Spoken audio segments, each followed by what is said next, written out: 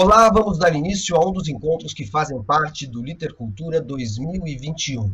Eu sou Manuel da Costa Pinto, jornalista e curador do Litercultura, festival de literatura, arte e cultura que tem direção geral de Manuela Leão, produção executiva de César Tridapalli e coordenação de produção de Luiz Tovar. Desde 2013, o Litercultura reúne em Curitiba autores do Brasil e do exterior em apresentações com presença de público para discutir a cada ano um tema transversal. Neste ano, em respeito ao distanciamento social necessário em tempos de pandemia, mudamos o formato do Litercultura e apresentamos os encontros na forma de 4 gravações em vídeo. O tema dessa edição do Litercultura é Rir de Trás para Frente, 4 questões sobre o humor, abordando o humor do ponto de vista da literatura, da psicanálise, da filosofia, do ponto de vista de quem faz humor e respondendo a 4 questões. Do que rimos, por que rimos, como rimos, quando rimos ou quando deixamos de rir. Perguntas que procuram contemplar a gênese e mutações das percepções do humor. O Litercultura Rir de Trás para Frente, 4 questões sobre humor, é um projeto aprovado no Programa Estadual de Fomento e Incentivo à Cultura, Profice, da Secretaria de Estado da Comunicação Social e da Cultura do Governo do Estado do Paraná. Tem apoio da Copel, Companhia Paranaense de Energia, e realização da Gusto Produção Cultural. Neste vídeo temos a presença de uma ensaísta de primeira grandeza no campo dos estudos literários no Brasil, a professora Sandra Guardini Vasconcelos, que conhece como poucos as fontes literárias do humor, principalmente as fontes da literatura de língua inglesa. E a mediação desse encontro é de outro grande nome da literatura, Caetano Galindo, que eu apresento agora. Caetano Galindo nasceu em Curitiba, é professor de História da Língua Portuguesa na Universidade Federal do Paraná, e sua versão do Ulisses, de James Joyce, recebeu os mais importantes prêmios literários do país. Além de Joyce, Galindo traduziu para o português obras de autores como Thomas Pynchon e David Foster Wallace, entre outros. É autor de Sim, Eu Digo Sim, uma visita guiada ao Ulisses de James Joyce, pela Companhia das Letras, e do livro de contos Sobre os Canibais, também pela Companhia das Letras. E é autor ainda de 11 poemas pela editora Arte e Letra. Caetano, muito obrigado por aceitar o convite do Litercultura, e agora eu passo a palavra para você para apresentar a nossa convidada, Sandra Vasconcelos, a quem eu também agradeço por ter aceito o convite do Litercultura. Bom, eu que agradeço. Obrigado, Manuel. Obrigado, Manuela. Obrigado, César. Obrigado a toda a organização do evento. Super felicidade de estar virtualmente aqui, virtualmente com vocês, nas condições possíveis para realizar um evento como esse, numa situação como a que a gente vive. E uma felicidade maior ainda estar aqui para apresentar e conversar com a Sandra Vasconcelos, que, bom, eu tenho que fazer uma apresentação formal da Sandra, mas acima de tudo, para mim, ela é a minha orientadora, embora ela não concorde tanto assim com isso, até porque é para fugir da responsabilidade, acho, mas coisas mais importantes que ela fez, eu posso dizer que ela é professora titular de Literaturas de Língua Inglesa da USP, publica largamente sobre história do romance inglês especialmente, sobre Guimarães Rosa também. Há bastante tempo ela tem envolvimento com Guimarães Rosa, com a obra de Machado de Assis mais recentemente, e destacando da produção dela, ela escreveu os livros Puras Misturas, 10 lições sobre o romance inglês do século XVIII, e especialmente a formação do romance inglês, que ganhou o prêmio Jabuti em 2008. A Sandra hoje coordena o Laboratório de Estudos do Romance e o projeto The Global Novel, o Laboratório de Estudos do Romance da Universidade de São Paulo, e o projeto The Global Novel, com professores da Universidade de Surrey. E ela é Honorary Senior Research Fellow do Institute of Advanced Studies do University College London, entre 11 de janeiro de 21 e dezembro de 22. Então, nesse momento, é uma fellowship especial que ela tem. Ela é curadora também aqui do Fundo João Guimarães Rosa. Prazer conversar com ela e ouvir o que ela terá a dizer sobre o romance no humor, e especialmente nessa rica tradição do romance inglês. Então, satisfação receber a Sandra aqui.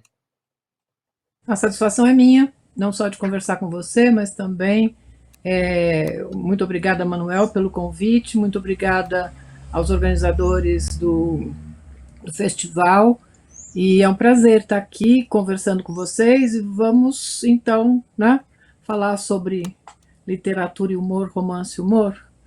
E, na verdade, eu começaria dizendo que esse é um problema, na verdade, mais do que um assunto, porque se a gente for pensar do ponto de vista acadêmico, inclusive, já se escreveu muito, né, já se escreveram muitos estudos sobre humor, na tentativa de minimamente definir, explicar, cercar o assunto e que não é de fácil definição. De fato, não é um assunto tranquilo sobre o qual academicamente se tenha algumas respostas, enfim, que se podem esperar.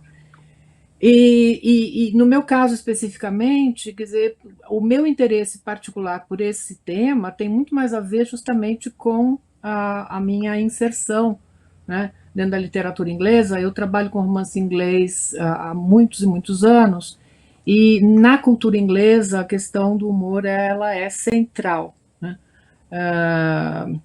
Na verdade, eu diria que não é só uma questão central na literatura, mas também na cultura de modo geral. Quer dizer, o humor me parece uma ferramenta que os ingleses manejam como ninguém.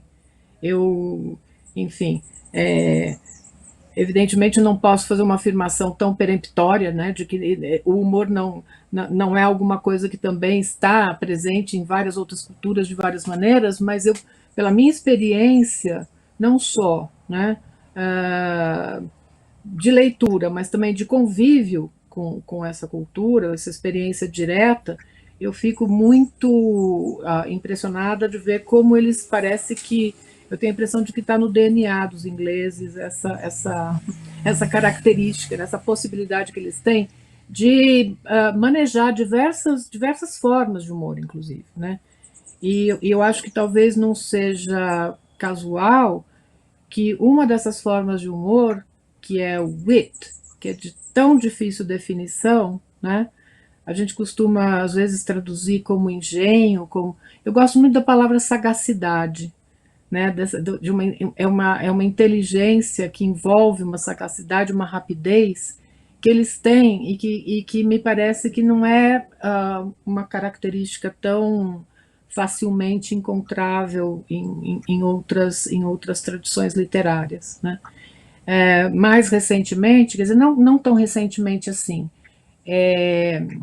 mas nos últimos 5 anos, pelo menos, eu tenho trabalhado com um dos romancistas ingleses do século XVIII que está no centro dessa tradição, né?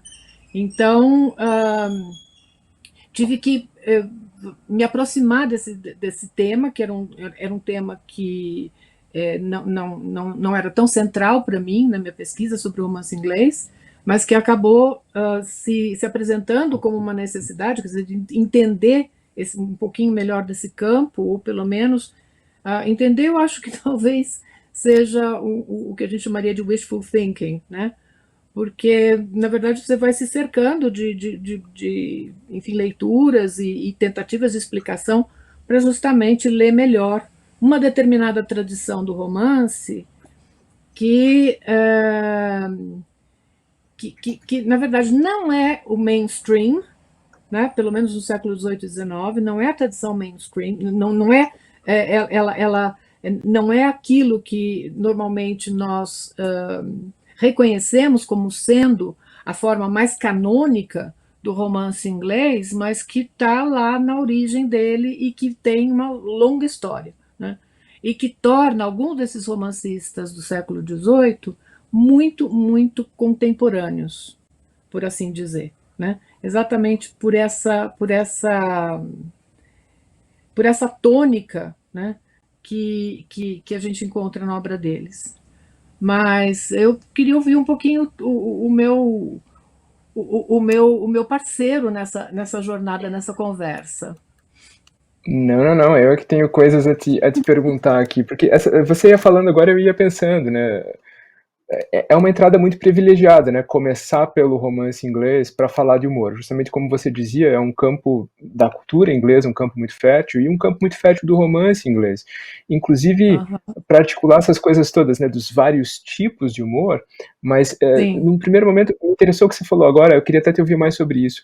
Quando você disse que esse elemento, esse tipo de abordagem está muito presente no romance inglês do período que você vem estudando, mas não é exatamente canônico, né? Não é exatamente a primeira coisa que vem à mente quando a gente fala de inglês, do romance inglês. E é muito curioso, né? Porque se a gente pensa, sei lá, vários teóricos que já levantaram essa ideia de que o próprio romance é constituído como um juntadão de gêneros não canônicos, né? O romance é aquela coisa que vai se formando nas franjas da literatura séria num determinado momento e vai ocupando um espaço que gradativamente vai passando a ser um espaço de referência, um espaço talvez canônico.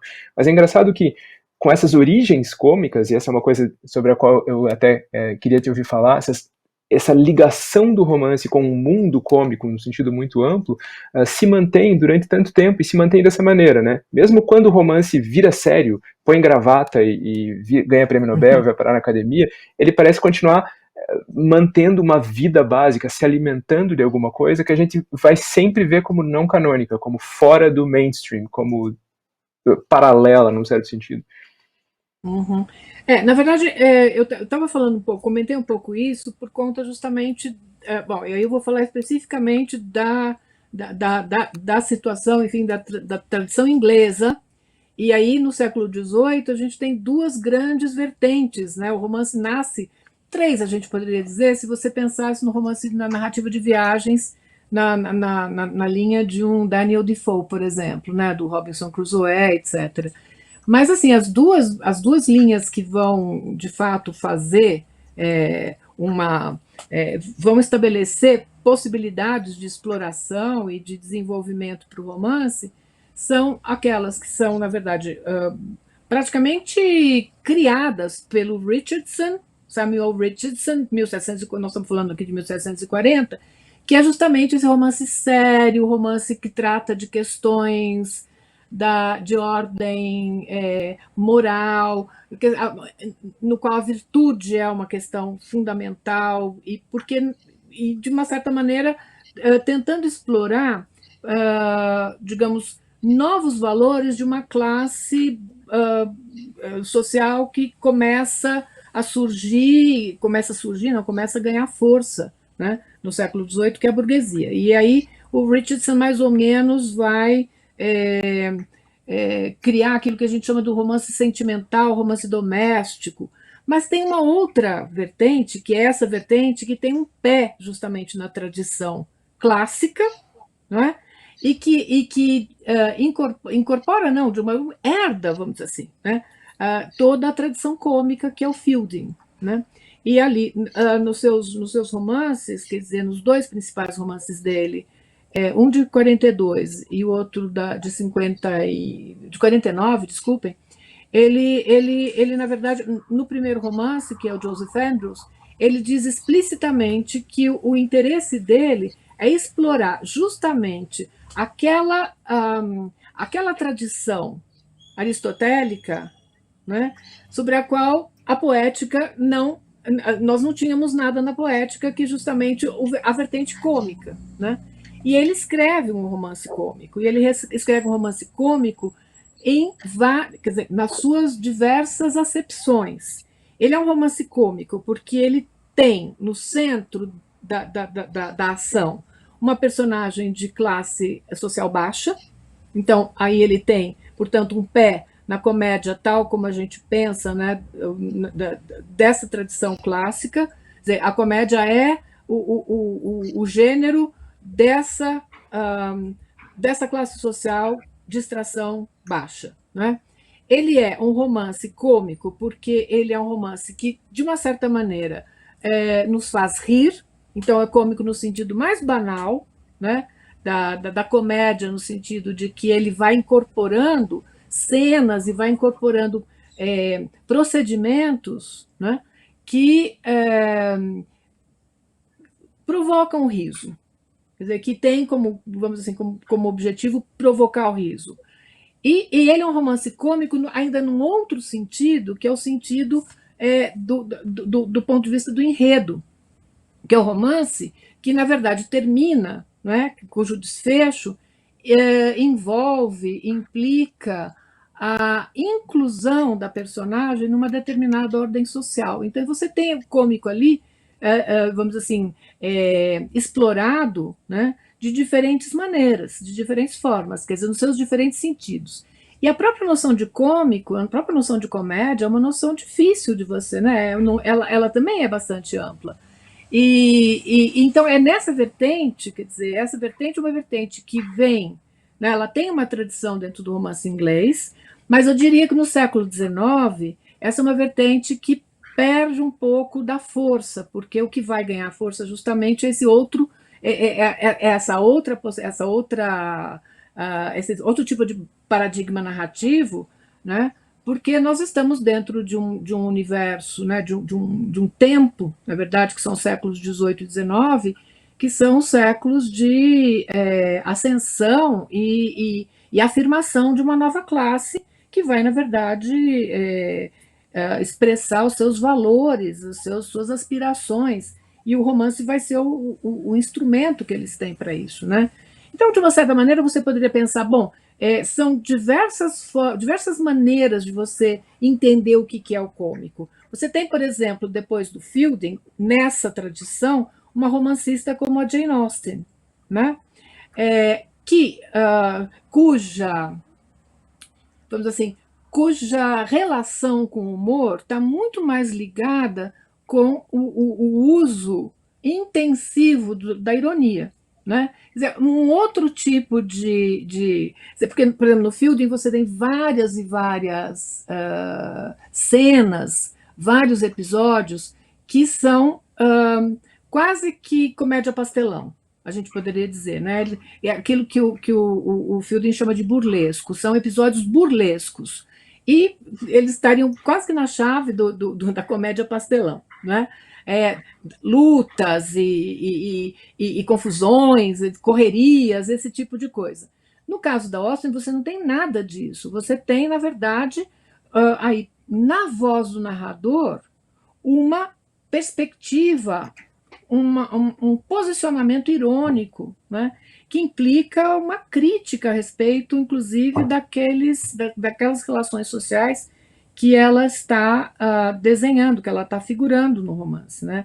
Então, a gente poderia dizer, bom, você tem uma espécie de gama, né, de possibilidades de trabalhar com humor dentro da literatura. Então, se você pensava, então, eu citei dois tipos agora, né, assim, rapidamente. Eu falei do wit, que é a sagacidade.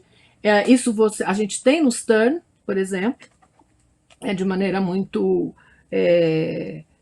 muito evidente, mas também tem outros tipos de humor. Eu posso só ler uma coisinha rápida aqui? Para vocês terem uma ideia, na dedicatória que o Sterne faz, né, logo na abertura do romance, não vou lê-la inteira, mas eu vou só ler 2 ou 3 linhazinhas, porque eu acho que dão o tom do que ele está fazendo nesse romance. Quer dizer, como que você trata das questões difíceis da vida, né? Ele diz o seguinte, que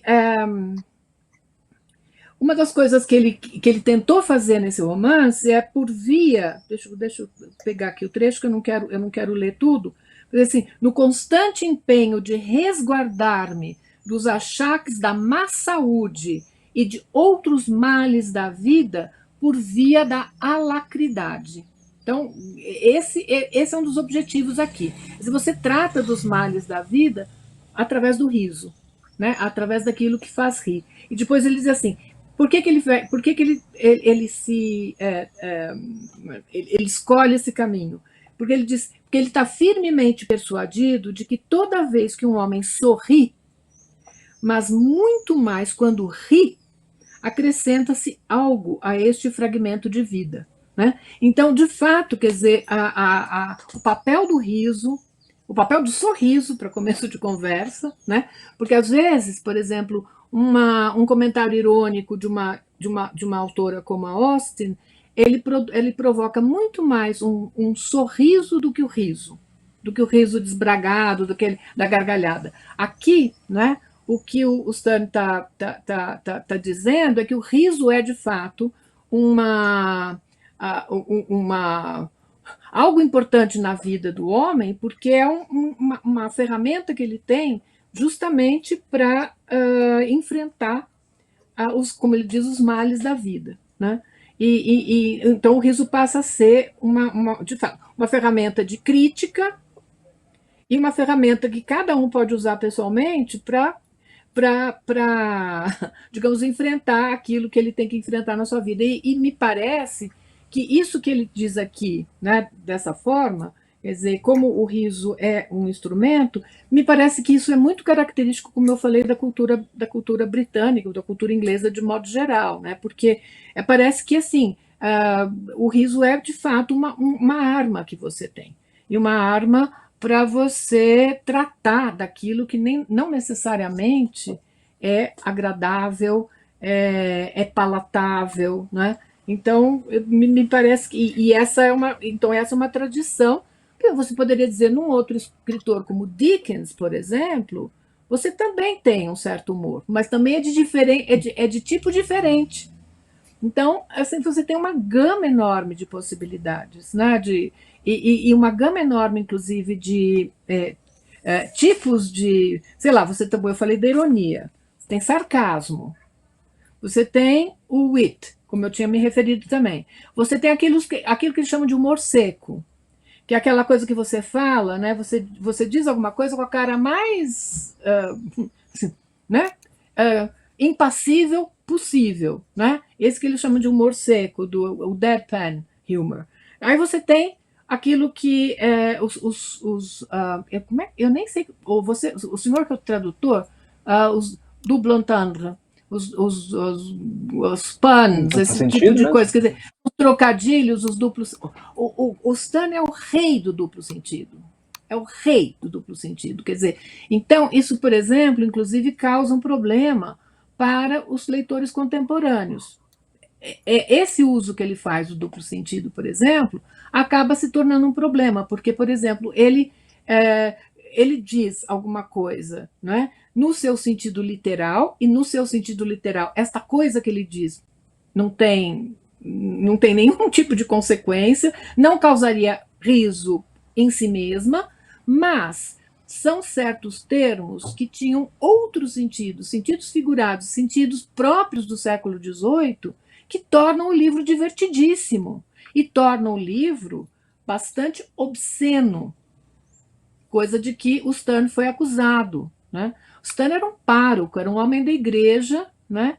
E quer dizer, muita gente torceu o nariz, usando uma dessas palavras, né? O nariz justamente é uma delas, torceu o nariz para ele, porque dizia, imagina como um pároco pode escrever esse tipo de romance, esse tipo de literatura, que é uma literatura que se vale, de fato explora muito bem todas essas possibilidades de duplos sentidos que, por um leitor contemporâneo, você acaba precisando usar né, o recurso às notas e tal, você precisa saber do que ele está falando. Mas isso também é uma coisa que eles fazem, eles usam muito. E uma coisa que eu acho que ainda é mais característica, e que eu vejo, inclusive, em qualquer programa de televisão em inglês, quer dizer, até nos jornais, quer dizer, é o que eles chamam de banter, que assim, é você ficar provocando o seu interlocutor de maneira brincalhona, né? Eu nem sei se tem uma tradução para isso. Banter, eu não sei se a gente tem uma tradução, mas é alguma coisa. Você tem uma. É difícil. Não, é difícil. É difícil. Mas é basicamente isso. O banter é isso. Você provoca, você cutuca o seu interlocutor de maneira brincalhona. Ele não tem necessariamente o objetivo de ofender, de insultar, nada disso. Mas ele pode vir a insultar e ofender se ficar um negócio muito, né, violento. Mas, em geral, quer dizer, o banter é essa brincadeira que as pessoas fazem nas conversas e nos programas de televisão você tem isso de maneira muito muito frequente, né? E a coisa do ridículo, né? De expor as coisas e as pessoas ao ridículo, coisa que, por exemplo, Fielding faz de maneira muito evidente nos romances dele, para tirar disso alguma lição moral também, né, para mostrar como as pessoas... o ridículo pode ser alguma coisa que é originária da sua vontade de se exibir, de exibir algo que você não é, uma pessoa vaidosa, né? Ela pode incorrer no ridículo e, portanto, ela se torna ridícula e, portanto, você ri dela, né? Então tem várias possibilidades. E a zombaria, né? Que é mais aberta, mais escrachada. Então, assim, é uma gama de possibilidades que o romance vai incorporando e vai explorando. Agora, penso que isso também tem a ver, né, com a natureza mais democrática e não canônica do romance, tá certo? Quer dizer, o romance nasceu como um gênero novo no século XVIII, primeiro na Inglaterra, logo em seguida na França e depois no restante da Europa. Eu estou aqui mais ou menos excluindo o Cervantes, porque o Cervantes é um caso praticamente único no começo do século XVII espanhol, mas digamos que, para não excluir o Cervantes de maneira tão assim cabal, eu diria, bom, o primeiro romance que o Fielding escreve, ele escreve à maneira do Dom Quixote de Cervantes, né? Então ele também está, na verdade, bebendo nessa fonte, ele está bebendo nessa tradição, que é uma tradição de um tipo de narrativa que não obedece, né, aos preceitos, às exigências da literatura clássica, né, da obediência dos níveis estilísticos, etc. Quer dizer, o romance é, de fato, um gênero novo, como você falou, Caetano, ele é um gênero que vai abarcando tudo, não tem barreiras, não tem limites, né? Ele vai incorporando tudo, e nesse processo ele de fato se torna, né, nessa sua configuração, ele se torna um gênero mais democrático, porque ele não tem, né, ele não obedece aquelas normas, né, que exigiam que você, por exemplo, para tratar de uma personagem de extração alta, uma autoridade, você tinha que necessariamente usar uma linguagem elevada, né? E você usava, portanto, uma linguagem cotidiana, mais normal, para os personagens baixos, né? O Fielding vai tirar, vai justamente fazer isso de maneira muito interessante também, porque, por exemplo, ele cria alguns momentos cômicos justamente usando uma linguagem elevada para se referir ou para caracterizar uma personagem de extração social baixa, né? Então, o personagem principal do primeiro romance dele é um criado. Ele é realmente um criado.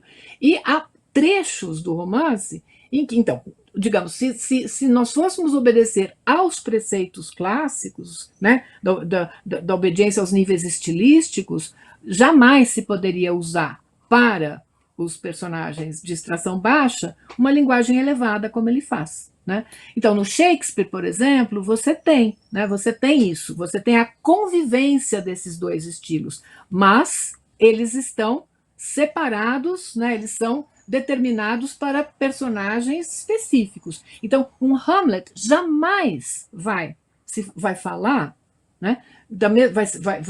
Vai, enfim, se expressar da mesma forma que os coveiros no cemitério. A linguagem é completamente diferente. Então, os níveis estilísticos estão sendo aplicados, vamos dizer assim, de maneira absolutamente, né, adequada, né, no sentido da adequação mesmo. No caso do Fielding, ele vai fazer as trocas, justamente. Ele vai colocar personagens de extração social mais alta em situações ridículas e vai justamente usar uma linguagem elevada, mas muito elevada, assim, para tratar dessa personagem que é um criado. Então, isso cria, né, enfim, talvez o efeito hoje não seja tão forte, porque, enfim, essas referências se perderam, né, ao longo do tempo.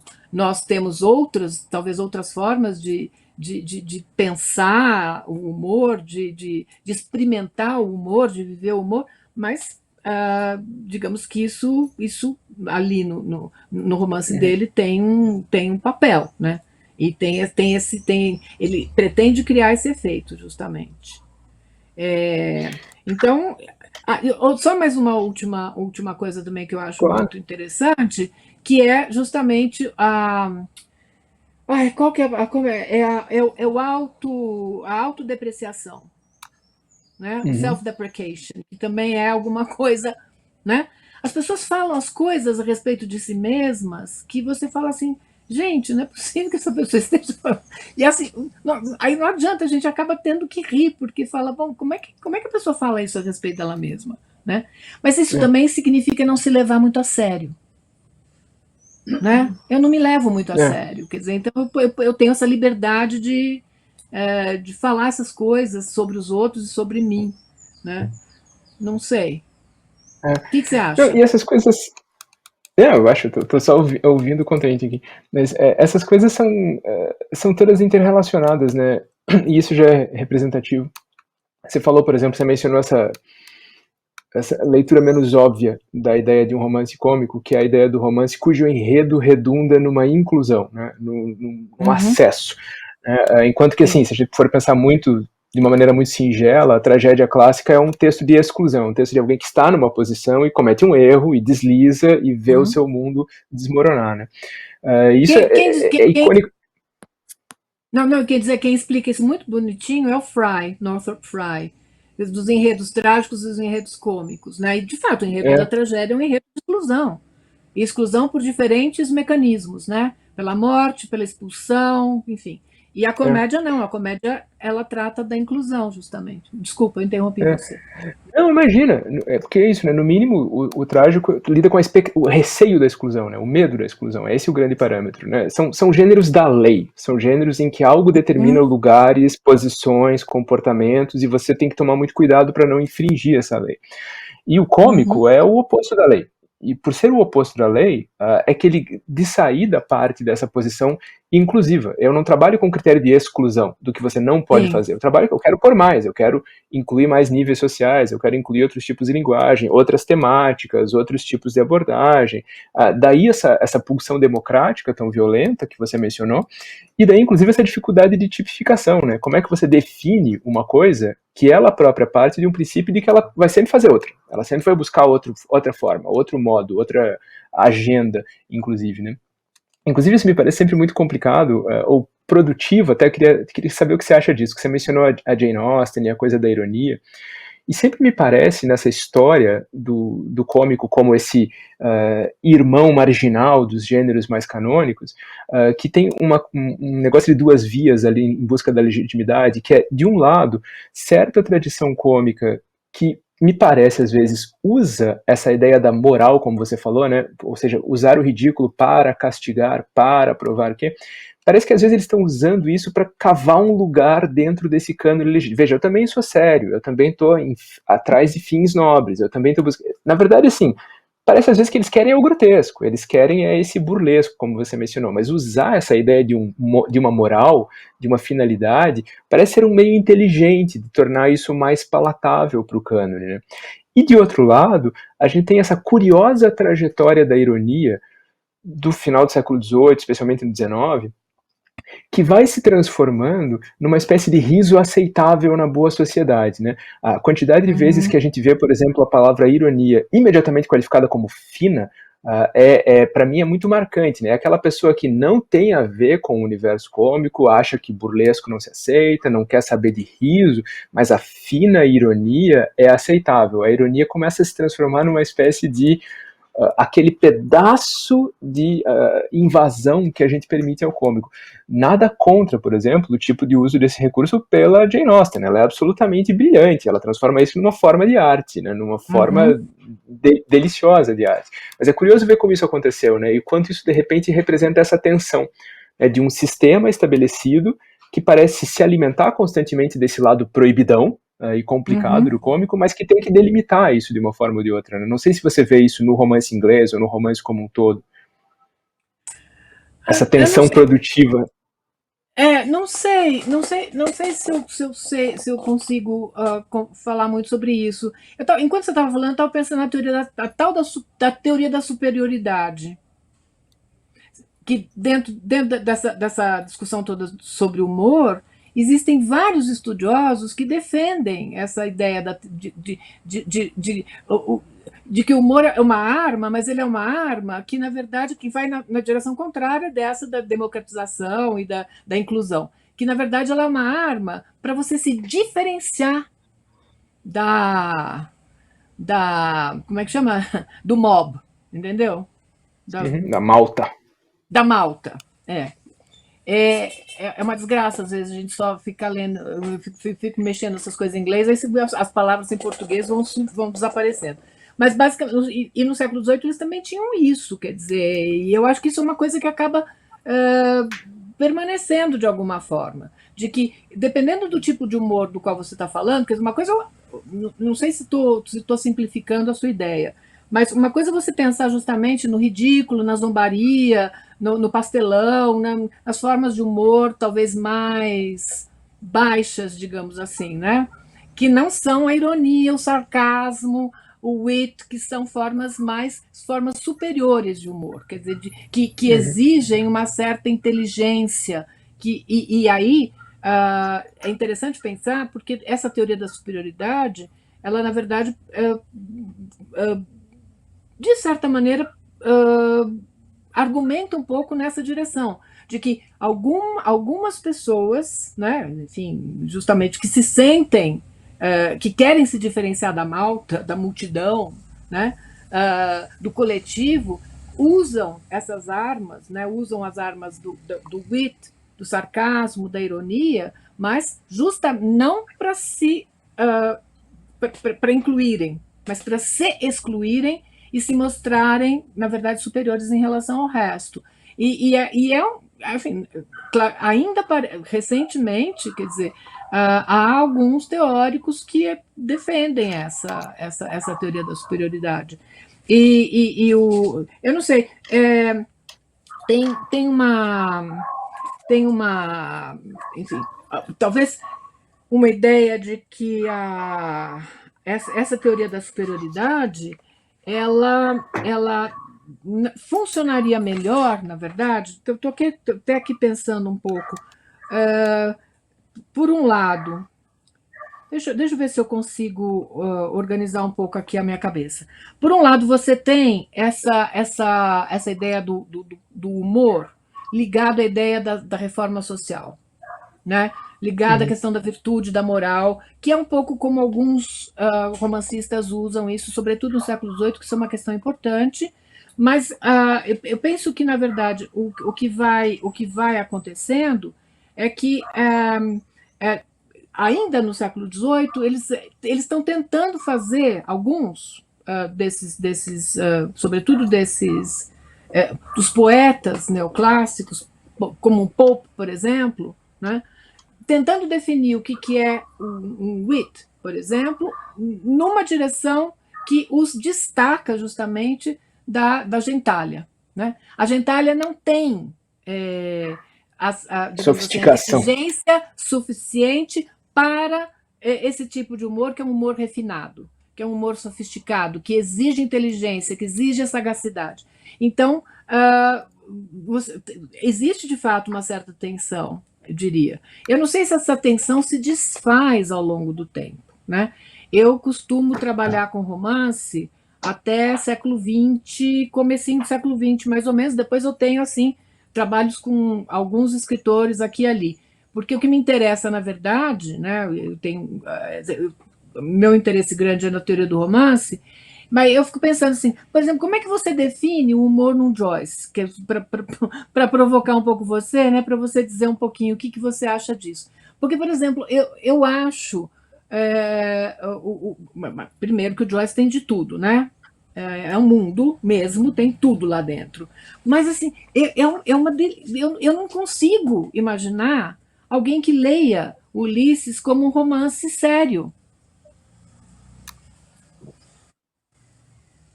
né? E assim, e muita gente pode tentar, né? E faz parte, eu acho, um pouco, né, dessa coisa de um uso de calçadeira, né? Tudo que é de qualidade deve ser sério. Tem que ser Então, sério. daí essa ideia, esse trajeto da ironia para entrar no mundo sério, né? Enquanto que as pessoas vão ter que reconhecer que aquele livro é, por vezes, grotescamente engraçado e não tem nenhum pudor de usar desses mecanismos mais baixos, às vezes, de humor. Mas parece ainda hoje haver uma tensão, né? De a gente cismar em acreditar que o cômico precisa ser baixo e de outro lugar, né? Ele é esse primo complicado que a gente não quer na festa da família, né? A gente precisa dele porque a festa fica mais divertida, mas a gente não quer convidar o tempo todo. Vergonha, que agora meus alunos dizem que é o que eles definem como cringe. Cringe é tudo aquilo que te faz passar vergonha.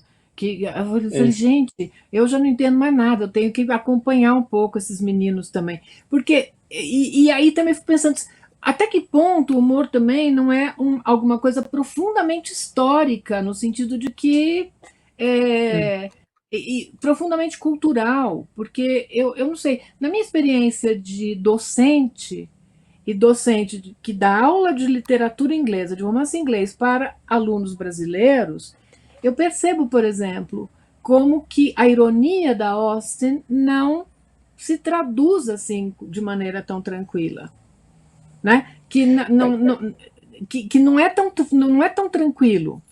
E mesmo no caso do Joyce, que é, digamos, é mais próximo de nós temporalmente, ainda que vá fazer 100 anos daqui a pouquinho, né? No caso do Ulisses, né? Sei lá, um século, mas ele está muito próximo de nós, né?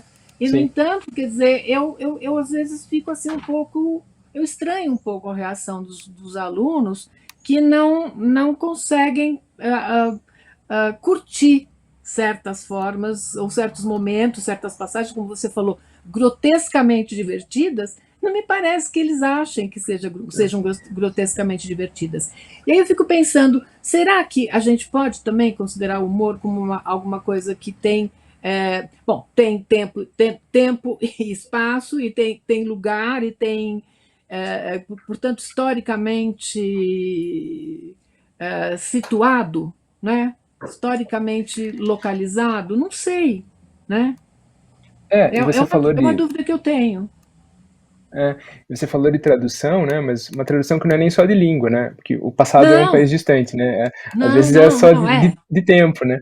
Eu fico pensando, por exemplo, a gente falando aqui de cânone, não cânone, etc. Nesse sentido, parece ser um privilégio para nós brasileiros o fato de que o nosso maior autor canônico é ele mesmo profundamente ligado a uma tradição cômica, né? A obra do Machado de Assis é, de novo, difícil de você compreender de uma outra maneira. Por mais que ele, em alguns momentos, tenha tentado, parece, vestir uma fatiota mais séria e abafar um pouco esse lado, ele é ele como personalidade, né? Oi? Não, a do acadêmico, mas eu também acho que a crítica brasileira fez com que ele vestisse o fardão, tá certo?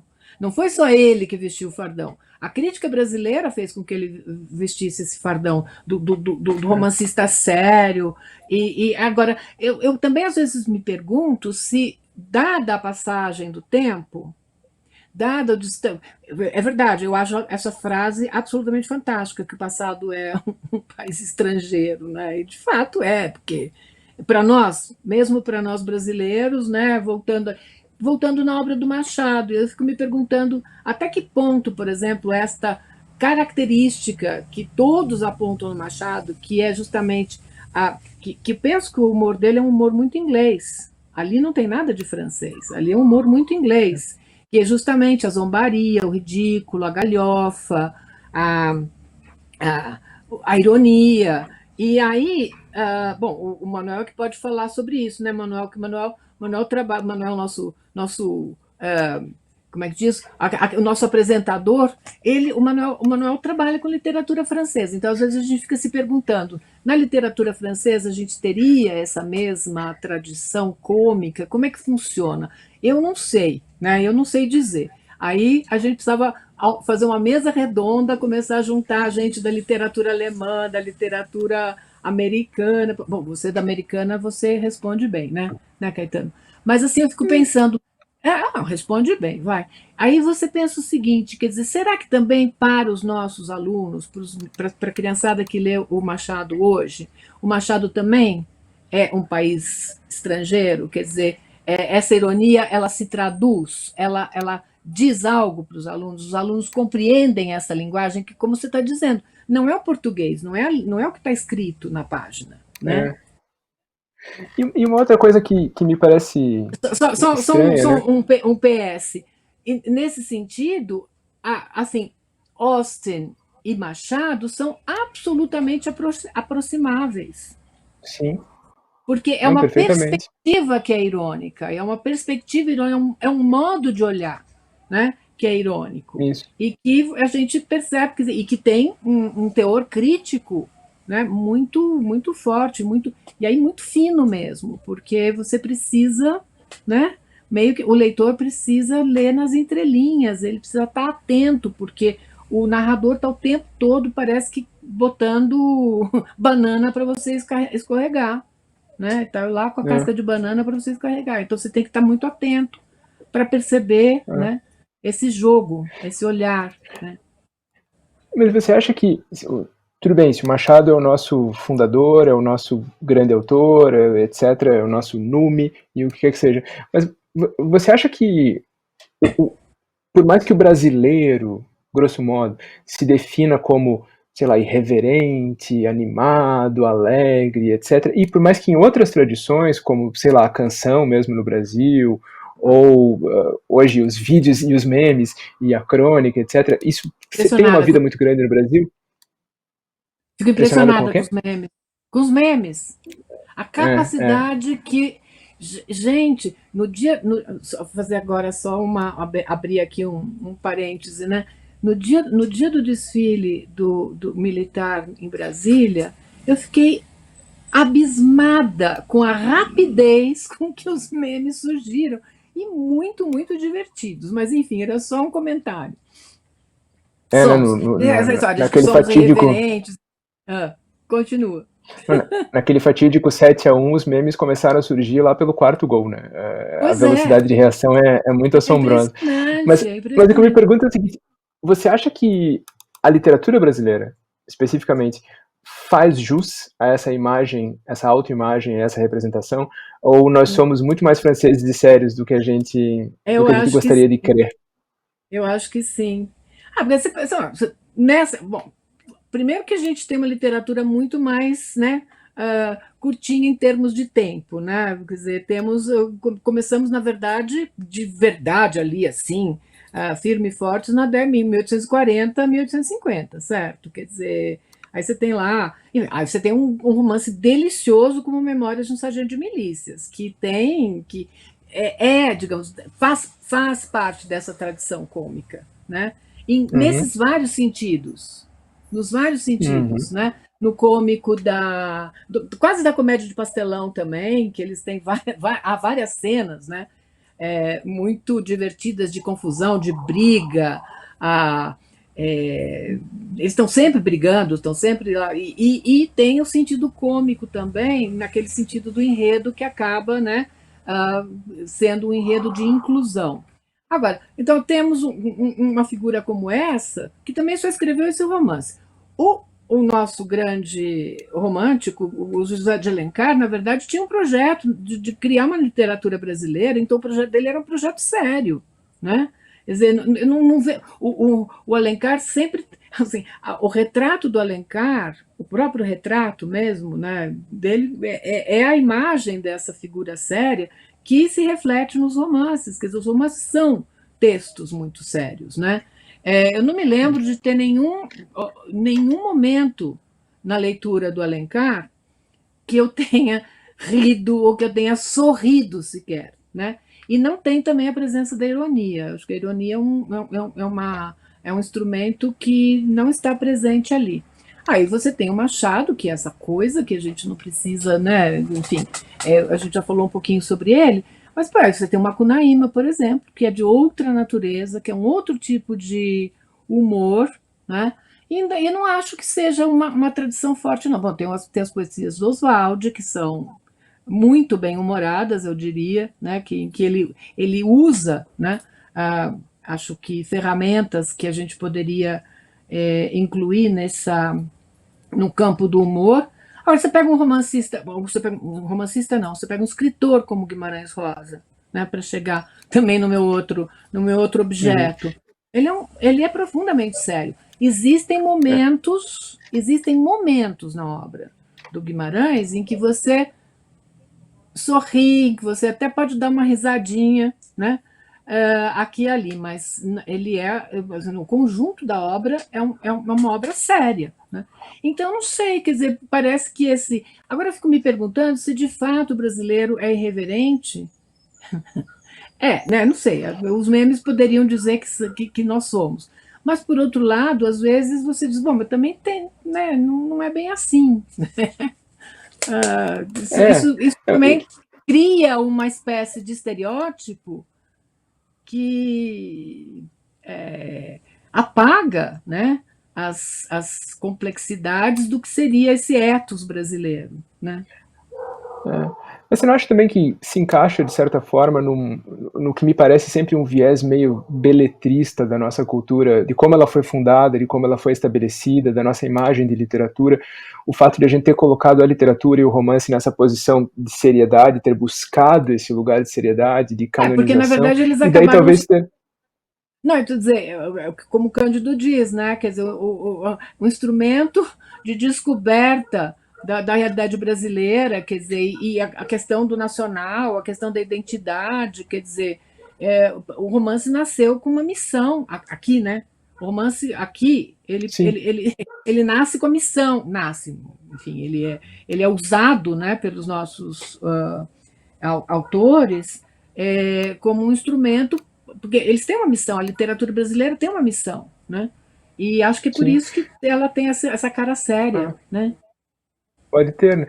Porque como você diz, às vezes não é nem uma questão do riso, né? Isso é uma coisa que às vezes é difícil de convencer as pessoas, né? Um autor fundamentalmente cômico pode escrever, se manter escrevendo livros não engraçados a vida toda, e nem por isso ele vai deixar de pertencer a esse domínio amplo do cômico, que é algo que a gente vê, por exemplo, no caso do Machado, talvez. Assim como o Sim. contrário vai acontecer, né? O Guimarães Rosa pode até escrever uma piada, mas ele vai continuar pertencendo a um domínio da seriedade, de certa forma, né? Eu Uhum. fico pensando se isso não tem que ver com o fato de a gente ter relegado isso, não quero dizer relegado no sentido de que seria uma forma menor, mas há outras formas de arte, né?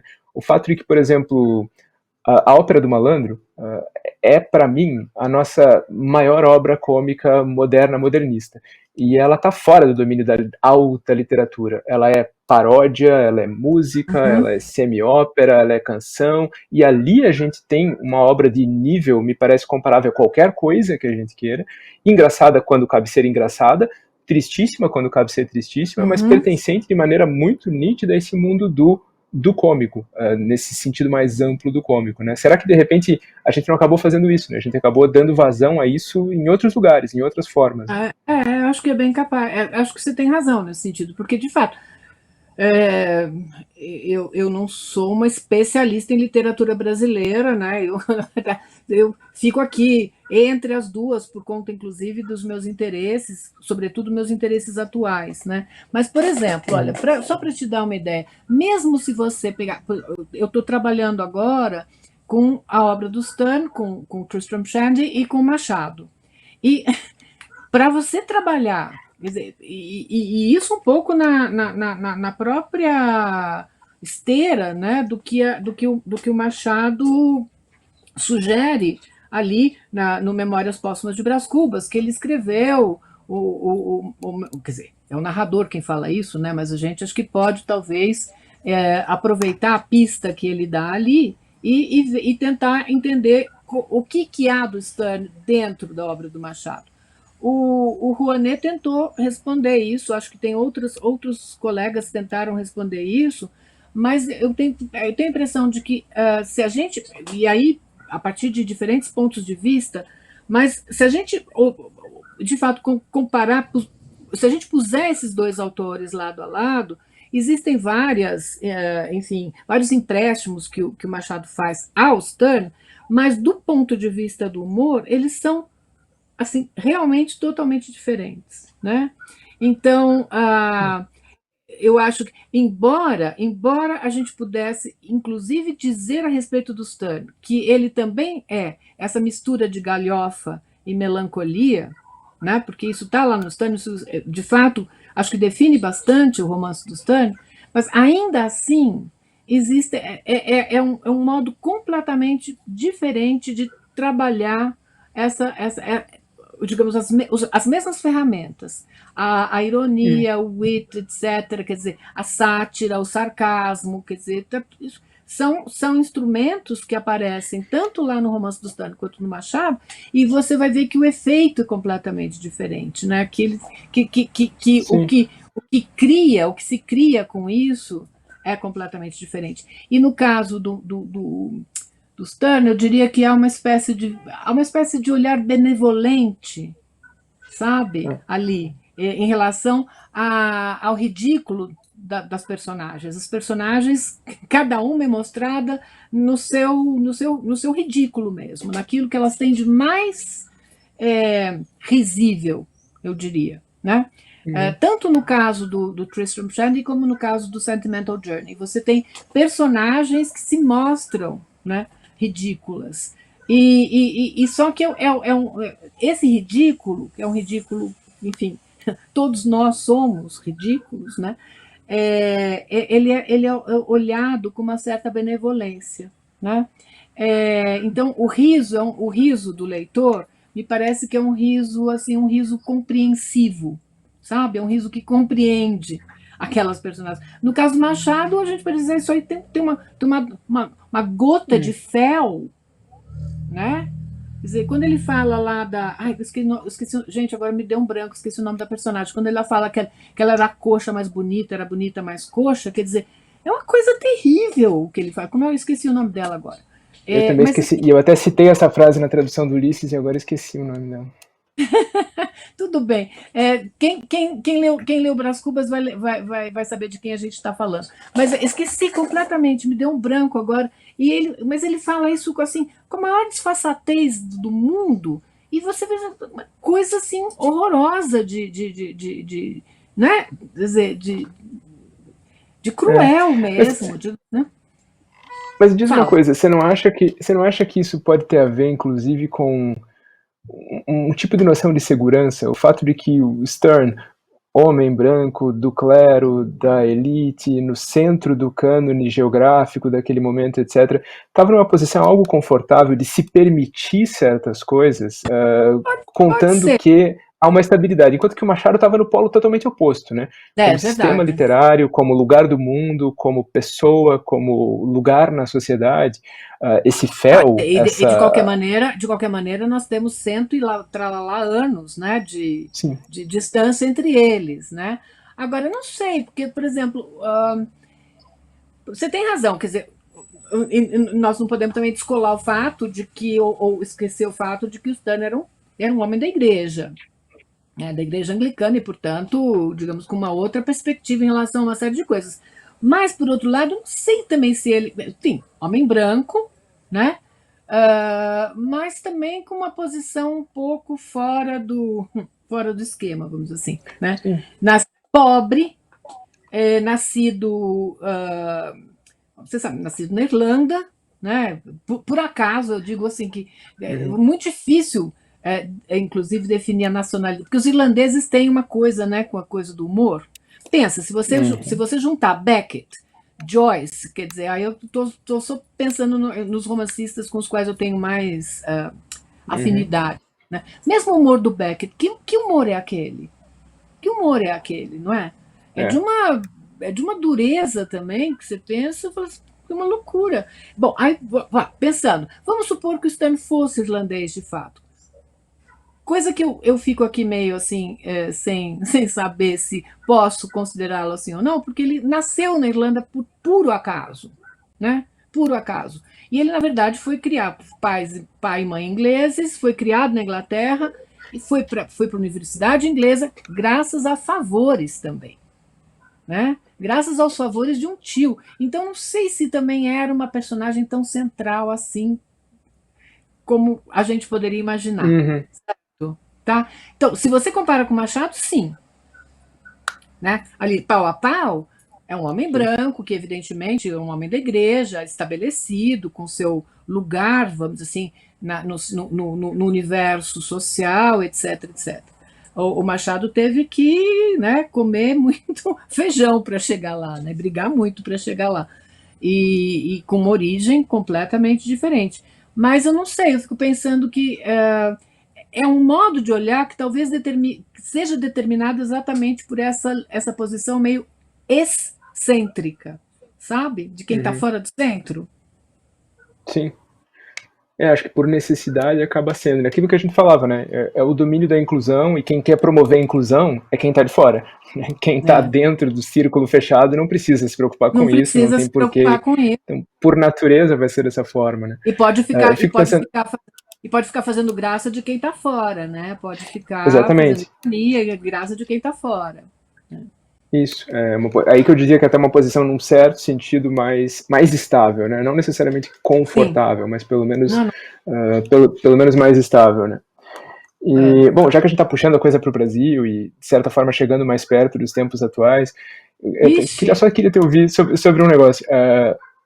Não necessariamente como pesquisadora do romance inglês e tal, mas falando desse assunto, hoje, nos tempos, sei lá, ecológicos, pandêmicos, políticos que a gente vive hoje no Brasil, você que papel, que lugar, que formas você acha que o humor pode representar ou representa? Os memes são válvula de escape de uma sociedade que não faz nada para sair do seu lugar, ou são forma de ação, ou são conscientização? Acho que a literatura está buscando alguma coisa desse tipo, será? Olha, eu não acompanho, infelizmente, eu não consigo acompanhar muito a produção literária contemporânea brasileira, e a inglesa eu faço, sim, um esforço para acompanhar, porque inclusive publicam feito loucos, mas assim, então eu tento acompanhar minimamente. A brasileira com muito mais dificuldade, porque também tem muita coisa nova surgindo, né? E eu andei lendo alguns romances. Bom, o último que eu não acabei ainda. Eu tô lendo Torturado, por exemplo. Tô lá pela metade. Então, eu vou pegando um livro aqui, outro ali, e basicamente, enfim, romance, né? É o meu vício. E então eu não sei. Quer dizer, bom, em primeiro lugar, acho que está difícil para a gente pensar em qualquer modo de escape e de ação nesses tempos que nós estamos vivendo, né? E então eu não sei, literariamente eu não sei te dizer o que está sendo produzido. Eu acho que a música está um pouco parada, né? Que eu acompanho mais, mas eu acho que a música está um pouco devagar. E como você disse, a gente tem uma tradição na música muito forte também, né? E muito crítica, né? Agora, eu não sei, será que a gente pode considerar que essas reações, o meme, isso é uma forma de expressão, sem dúvida nenhuma, e eu acho que tem um teor crítico muito interessante, porque tem uma circulação muito grande, né? Mas eu não sei te dizer se isso tem efetividade do ponto de vista da ação. Às vezes parece que é assim uma espécie de, né? Como é o release theory, a teoria do, né, põe para fora. E eu não sei se isso tem uma efetividade como ação. Agora, talvez eu precisaria pensar, né? Ou precisaria perguntar, na verdade, para mais gente como é que as pessoas. Porque, assim, no fundo, a gente vive em bolhas, né? Na universidade, quer dizer, em tempos normais, nós já vivemos em bolhas, né? Nós vivemos eu vivo na bolha universitária, praticamente, né? Que todo mundo das minhas relações é colega, é amigo, né? Todo mundo tem alguma coisa a ver com a universidade, ou família, né? Agora, e alunos, etc. Agora, eu não sei. E agora, nessa situação que a gente está vivendo, de 1 ano e meio de pandemia, mais confinados, numa bolha que se tornou ainda menor, né, porque nós estamos em umas bolhas ainda mais, né, limitadas, do ponto de vista de encontros e interações, eu não sei te dizer que tipo de efeito esses memes, que são muito divertidos, eu às vezes assim me mandam alguns, ou eu vejo alguns, eu rio sozinha aqui, porque eu fico assim, é muita sagacidade, é muita rapidez de pensamento que as pessoas têm para sacar coisas, né? E representar aquilo. Mas eu não sei qual é a capacidade que isso tem. Claro que circula muito, porque nas redes sociais é o que tem, né? Mas eu não sei qual é o efeito disso do ponto de vista da conscientização. Não sei, precisaria Mas perguntar essas para mais. são as melhores perguntas, né? Aquelas que a gente não sabe responder, aquelas em que a gente ainda tem que pensar bastante, né? Pois Mas, é. assim, só para justamente a gente fechar essa conversa muito longe de onde a gente começou, no cânone do romance inglês e tal, é só porque eu fico pensando É do aqui. cânone pro meme. Diga. Isso, eu fico aqui pensando, sei lá, naquele vídeo daquele rapaz que se intitula Esse Menino, sobre vacina e o nosso presidente, cujo nome não merece ser mencionado no programa. Eu fico aqui pensando o quanto um vídeo como aquele não é ou a Peraí, de que síntese de vídeo um você está estado de espírito. falando? Calma, Você de que não vídeo você. viu dos e-mails do presidente para a Pfizer? Ai, não vi. Então, porque eu sou uma Ah, mas pessoa você vai se séria. divertir. Então eu Eu tô brincando, vou te eu mandar tô brincando. já. Porque, assim, na verdade, eu tenho que contar para todo mundo que uma das pessoas que me alimentam com coisas divertidas é justamente o Caetano. Que às vezes eu ignoro completamente o que rola por aí. Porque eu não sou uma pessoa que frequenta muito o mundo das redes sociais, né? Frequento muito pouco. Então eu não sei o que está rolando.